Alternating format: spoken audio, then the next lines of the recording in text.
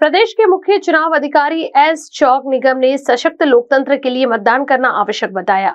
इसके बिना लोकतंत्र सार्थक नहीं हो सकता। यह नहीं भूलना चाहिए कि पिछले चुनाव में केवल 54% ही मतदान हुआ था। इसका अर्थ सीधा यह है कि 46% लोगों ने अपनी राष्ट्रीय कर्तव्य का पालन नहीं किया। उन्होंने विश्वास जताते हुए कहा है कि इस बार 75% से अधिक मतदान होगा। वे नागपुर व रामटेक सीट के चुनाव के लिए हुई तैयारी की समीक्षा में बोल रहे थे। लोकशाहीमध्ये शासन निवडून येण्यासाठी आपण सर्व मिळून इलेक्शनमध्ये भाग घ्यायला पाहिजे। नागपूर पार्लमेंटरी कॉन्स्टिट्यून्सीमध्ये फक्त 54% मतदानाचा पर्सेंटेज आहे।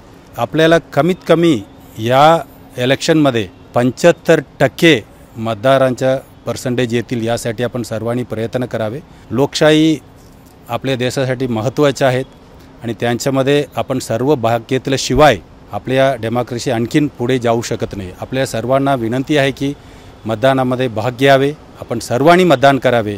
कमीत कमी काही मतदान केंद्रामध्ये काही गावामध्ये त्या ठिकाणी आपल्या अवेअरनेस जास्त चांगला आहे त्या गावामध्ये किंवा त्या एरियामध्ये आपण 100% मतदान होतील असा करण्यासाठी प्रयत्न करूया।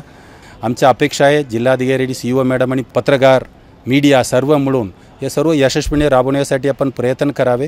आपण प्रत्येक कॉन्स्टिट्युएन्सीमध्ये कमीत कमी 1 ते 5 मतदान केंद्र 100% होण्यासाठी प्रयत्न करूया।